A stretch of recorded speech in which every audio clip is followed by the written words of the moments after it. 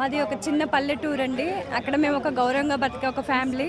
ఈ అగ్రిగోల్డ్ వల్ల అక్కడ ఉన్న చిన్న చిన్న కూలి పనులు చేసుకునే వాళ్ళు మమ్మల్ని నమ్మి డబ్బులు కట్టారు. అవి రాకపోవడం వల్ల వాళ్ళకి మొహం చూపించడానికి మాకు లేక మా సొంత ఇల్లు వదిలిపెట్టి ఇప్పుడు సిటీకి వచ్చి బతుకుతున్నాం. అంటే ఇప్పుడు ఒక ఎగ్జాంపుల్, తల్లిదండ్రులు పిల్లల్ని బయటికి పంపించేటప్పుడు ఈ లోకంలో పాపం ఉంటుంది, మోసగాళ్ళు ఉంటారు, జాగ్రత్తగా బతకాలని చెప్పి మన తల్లిదండ్రులు చెప్తారు.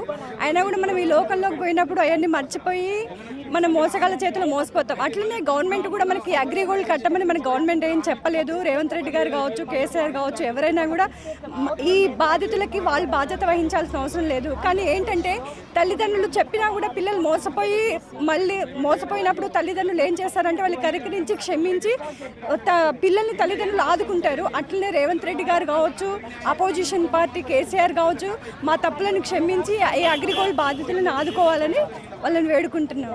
అంటే మీరు ఎలా మోసపోయినారు? వాళ్ళు డబ్బులు పే చేయమన్నారా? ఏం చేసినారు?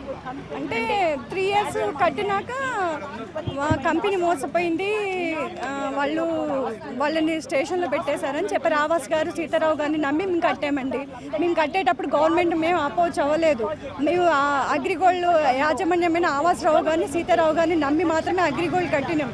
కానీ మేము అగ్రిగోల్డ్ చేతులు మోసపోయినాం. ఒక తప్పు చేసిన తల్లిదండ్రులు చెప్పినా కూడా మాట వినిపించుకొని పిల్లలు ఎట్లయితే తప్పు చేశారో గవర్నమెంట్ మాట వినకుండా తప్పు చేసిన ఇప్పుడు గవర్నమెంట్ని ఒక తల్లిదండ్రులకు భావించి మా తప్పులను క్షమించి మమ్మల్ని కనికరించి అగ్రిగోల్డ్ బాధితులను ఆదుకోవాలని వేడుకుంటున్నాం. ఎంతమంది దాకా మోసపోయినారు ఈ అగ్రిగోల్డ్ దాంట్లో? ఇప్పుడు ఈ తెలంగాణ రాష్ట్రంలో 3 లక్షల మంది మోసపోయారు. ఆత్మహత్యలు చేసుకుంటున్నారు అని చెప్పేసి ఎంతమంది చేసుకున్నారు?